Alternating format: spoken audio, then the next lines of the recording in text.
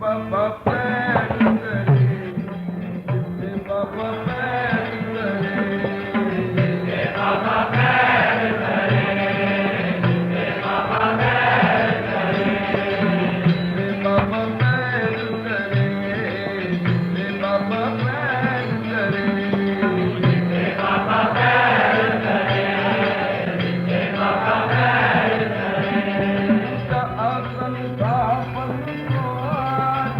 बाबा पैर करे, जिथे बाबा पैर करे, आसन कापड़ को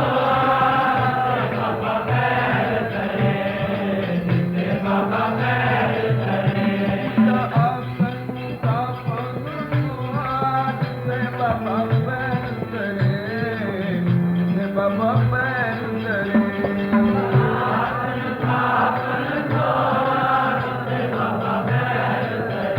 आसन कापड़ को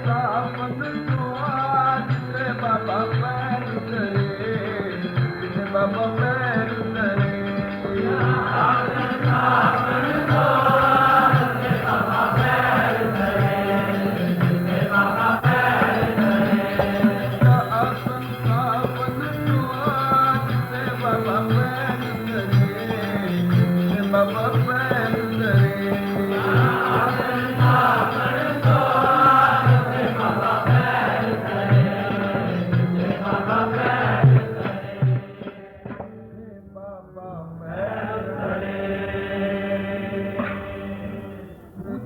आसन कापड़ को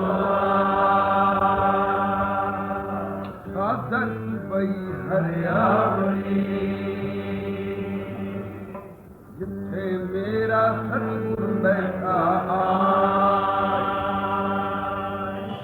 दर्द पई हरियावली, जिथे मेरा सतगुरु बैठा आए,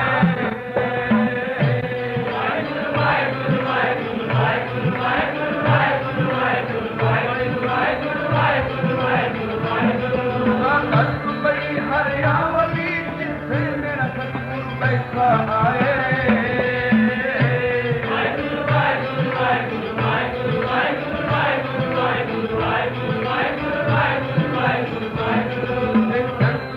हरियावले जिन्नी मेरा सतगुरु देखिया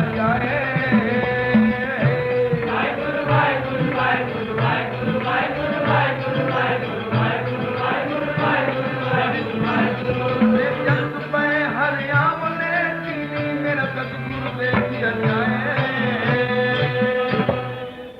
दर्द बई हरियावली, जिथे मेरा सतगुरु बैठा हे जंत बई हरियावली, जिन्नी मेरा सतगुरु देखा जा, तन तन पिता तन तन कुल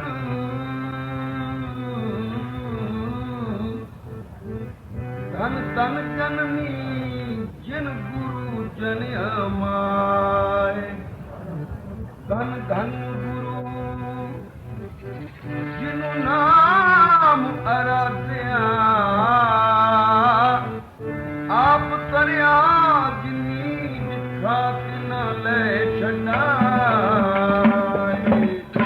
बाबा पैर करे, जिथे बाबा पैर करे, जिथे बाबा पैर करे, जिथे बाबा पैर करे, जिथे बाबा पैर करे,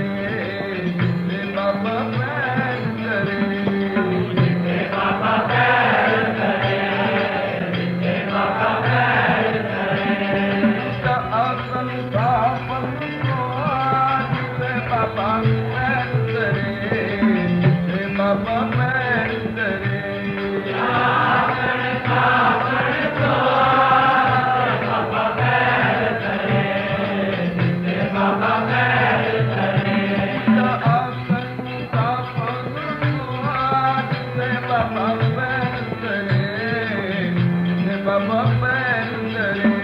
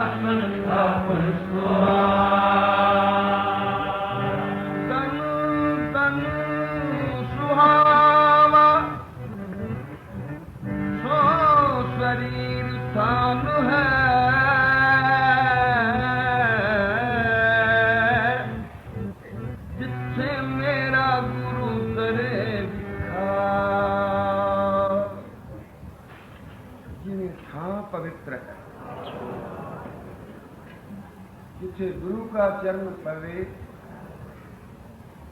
ਗੁਰੂ ਚਰਨਾਂ ਦਾ ਨਿਵਾਸ ਹੋਵੇ, ਜਿਵੇਂ ਉਹ ਥਾਂ ਪਵਿੱਤਰ ਹੁੰਦੀ ਹੈ ਤਿਵੇਂ ਉਹ ਹਿਰਦਾ ਪਵਿੱਤਰ ਹੈ ਜਿਸ ਹਿਰਦੇ ਵਿੱਚ ਗੁਰੂ ਕੇ ਚਰਨ ਵਸਦੇ ਹਨ।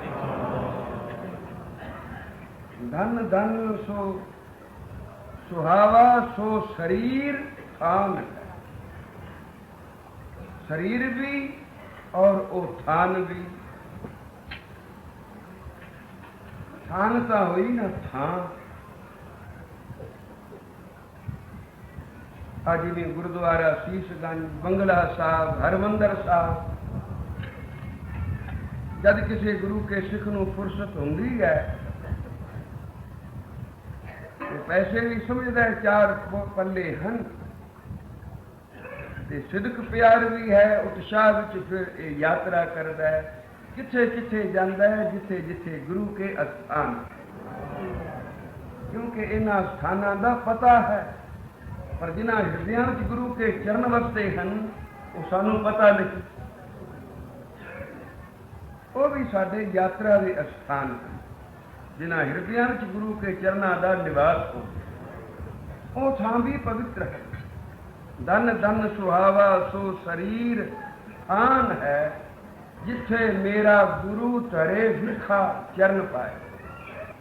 थावां ते तां गुरु ने चरण आप जाके पाए, ते हिरदियां विच गुरु ने चरण तां पाए जे हिरदियां ने आराध्या।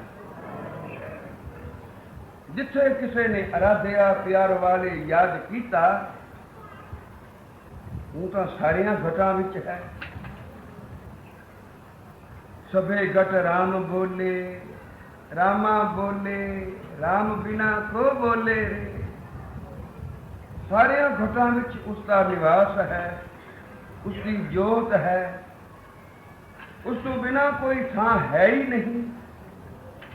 पर इसे तरह जिवें धरती हेठ पानी है, सब थां ही है, साडी प्यास नहीं बुझा सकती। प्यास लगी होवे उसे धरती ते खड़ोते हाँ, जिदे हेठ पानी है पर प्यासे हाँ, प्यास नहीं बुझी। ये प्यास कदों बुझेगी जदों वो धरती दे हेठला पानी किसी शक्ल विच प्रगट होवेगा। तालाब होवे, खूह होवे, पंप होवे, फिर ये साडी प्यास बुझाएगा। तो धरती दे हेठला पानी किसी जुगत नाल बाहर आउंदा, बिना जुगत तो नहीं।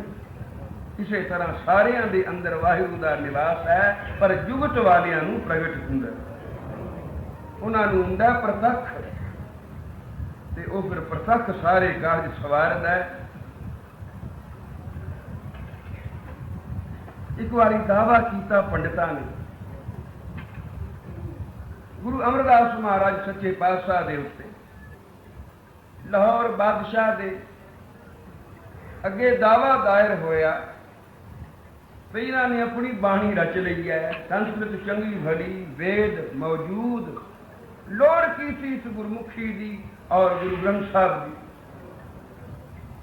की। जिस वेले बुलाया तारीख पई, गुरु अमरदास महाराज सच्चे पातशाह ने आख्या रामदास बेटा तू चला जा, असी ते नहीं जा सकते, ते जाना इस वास्ते है भी रूबरू सवालों का जवाब दे। ते रामदास ने पूछा गरीब नवाज तो पंडित हैं, पढ़े हैं, विद्वान हैं, कोई ऐसा सवाल करनगे, संस्कृत विच बोलणगे, वेदां दा कोई मंत्र उचारणगे, ते फिर मैं जवाब किवें देवांगा, मैं तो पढ़िया कोई। हजूर ने हथ पकड़ लिया ते नजर कीती, आखिया रामदास तेरी तली ते 4 वेद बिठाए, तू न बोली आपे बोलणगे, और जो कुछ तू बोलेगा वो तेरे अंदरों वो आप ही बोलणगे। जेड़ी गल पुछन बेशक दसी, निसंग आखी तेरी गल सच्ची होएगी, वो झूठे पैणगे। इसी तरह 8वें पातशाह गुरु हरकृष्ण साहब महाराज सच्चे पातशाह दे दर ते पंडित आए ते पुछया नाम, नाम तो बड़ा सुने, आने नहीं हरि कृष्ण, कोई गुण नहीं है एडा, नाम भावे कोई किड्डा रखा लवे, गुणा बिना नाम शोभदा नहीं। दुनिया में तो एक गुण प्रधान है, धन होवे फिर नाम बड़ा ही बड़ा। पठान दे 2 पुत्र जम्मे, पूछा नाम की रखिए, असे कुत्ता बिल्ला रख दो। कुत्ता बिल्ला तो इंसान दे ना नहीं, उन्हें आख्या जे तो पैसे वाले हो गए तो एक बन जाएगा कुतुब खान, दूजा बुलंद खान, ते जे पैसे इन्हों प्राप्त न होए ते रहे गरीब, फिर भावें नाम किड्डा ही रख दो, कुत्ते बिल्ले ही नहीं। क्योंकि दुनिया में नाम धन दे नाल, पर असल नाम हैं गुणा नाल, जेडे गुण होवन नाम उड्डा ही शोभदा। तो पंडिता ने पूछा नाम बड़ा वड्डा सुनिया, हरि कृष्ण गुण भी कोई वड्डा है? सिख ने आख्या सब तो वड्डा सतगुरु नानक, उस गुरु नानक की गद्दी ते विराजमान हैं। 8वीं जोत गुरु नानक दी आखन लगे जिन्ना चिर अखी ना वेखी, कन्नी सिफतां कईयां दियां सुनी दियां हन, पर अखी देखण ते पता लगदा है। आखिया फिर आ जाओ, दरबार विच आए, हजूर जानी जान गए। पूछिया आओ पंडितो संसा लेके आए हो? गुरु नानक दा घर है, संसे रहत होके आया करो, सिदक नाल आया करो तो झोलियां भर के जाया करोगे, सिदकों खाली ते संसिया नाल आओगे तो फिर झोली किवें भरी जाए। आखन लगे महाराज एक बारी संसा पिया जे निवृत्त हो जाए मुड़ कभी संसा ना पेगा। मेरा दे घर आए वही कढ़ लो, अगे जी नाम बड़ा सुने हरि कृष्ण, ये साडे भगवान कृष्ण ने गीता उचारी है कि आपने नाम उन्हों तो भी बड़ा रखा है हरि कृष्ण। इस वास्ते महाराज असी ते तां मन्नांगे जे उस गीता दे अर्थ सुना दो। कहन लगे पंडितो जे मैं सुना देते तो समझोगे इन्हें जरूर पढ़िया हो, कितों पढ़ के सुना रहे हैं कि घर गुरु नानक दा जिथे दुनियावी पढ़ाई की एडी लोड़ नहीं, इत्थे पढ़ाई है सिदक दी। कई बाबा जी आखरी सन जिथे 14 इलम खत्म होंदे हैं, ये पढ़ाई उतों शुरू होंदी है। 14 इलमां दा पंडित पंडित नहीं, पंडित वो है सो पंडित जो मन प्रबुद्ध। राम नाम आत्म में शोध है, राम नाम सार रस पीवै, उस पंडित के उपदेश जग जीवै। वो जगत नूं जिवाउंदा, मुर्दियां विच जीव मुर्दियां नूं जीवदा करता है, उन्हां अंदर जीव आत्मा जो मर चुकी है उसनूं जिवा दिंदा। असल पंडित वो है। ये पंडित तां कुछ सुना के मंगदा है, ते ओ जिहड़े पंडित हैं वो मंगदे नहीं, वो तां सदा दे दाते हैं, वो देण वाले हैं, वो देंदे सरदा प्यार नाल कोई उन्हां अगे प्रसाद भेट रखदा है, उसकी भावना जान के अंगीकार करन। ये नहीं भी उन्होंने कोई लोड़ थोड़ है, लोड़ थोड़ कोई। फिर पंडित कहदा होया सदगुरु दे घर दा पंडित तां दरबार उपर खर्च मंगे, जवै देहे तब खा। इस पंडित ने एक इल्म पढ़िया है, केड़ा? दीवान एको कलम एका हमा तुमा मेल, दर ले लेखा पीड़ छुटै नानका ज्यों तेल। ये पढ़ाई जिसने पढ़ रही है असल पंडित तो। तो मैं ये तुहानू अर्थ सुना दिते, तुसीं समझोगे शायद इन्हां ने कितों पोथी जो पढ़े हैं या किसी कोलों सुने पढ़े समझे हैं। इस वास्ते पंडितो गुरु नानक दा घर है, संसार निवृत्त होवे तो फिर सदा वास्ते हो जाए, मुड़ संशय की थां ही ना रहे। जाओ कोई मूर्ख बंदा लब के लिया, अत मूर्ख जिसनों कोई समझ ना होवे, कोई अकल ना हो, वो गए तक जीवन डब लिया है, जो दुकाना ते पानी भरदा है और कुछ नहीं जानता। जिस तो पुछया भी मूर्ख, उन्हें आखिया मूर्ख आओ फिरदा जी, अत मूर्ख है, बड़ा मूर्ख है। जिस तो परे मूर्ख असा होर कभी कोई वेख्या ही नहीं। उन्होंने लालच दे के नाल लिया बई है तो तू मूर्ख, पर इतनी गल तो मूर्ख भी समझदा है कि जिथों पैसे मिल जान वो काम कैसा भी होवे बंदा करदा है। जे तू कुछ खटना है तो बई साडे नाल आ, उन्होंने नाल लियांदा, सन्मुखान बिठाया जी आ मूर्ख है। हजूर दे हथ विच सी छड़ी उस मूर्ख दे सिर ते रख दी। जिस वेले छटी मूर्ख दे सिर ते रखी ते इंज होया जिवें आ सुच दबाईए ते फिर चानना हो जांदा, बल्ब जग पैंदा, ट्यूबां जगमग कर उठदियां, अंधेरा कमरा रोशन हो जाता। इसे तरह उसका हिरदा रोशन हो गया। हजूर दे हथ दा स्पर्श उस छटी दे नाल इस मूर्ख दे अंदर चानन आ गया। इन जापिया जिवें मैं तो 4 वेदां दा वक्ता ते हजूर ने आखिया है कुछ सवाल करते हैं, जवाब देवेगा? क्यों नहीं देंगा? आप दी कृपा आ छठी सिर ते होवे ते फिर कोई कैसा भी सवाल क्यों ना करे। इस वेले मेरी निगाह विच 4 वेद हैं, 6 शास्त्र हैं, 18 पुराण हैं, 27 सिमरतियां हैं। कुल दुनिया का इलम इस वेले मेरे अंदर है, बेशक पुछो। उन्होंने आखिया भी सीता बड़ा मूर्ख, ये गल्लां बड़ियां सियाणियां पिया करदा, वाहिगुरू वल होवे तो मूर्ख भी सियारे हो जाते। गोश्त गंगे तेली है, मूर्ख नाल होवे जग देखे।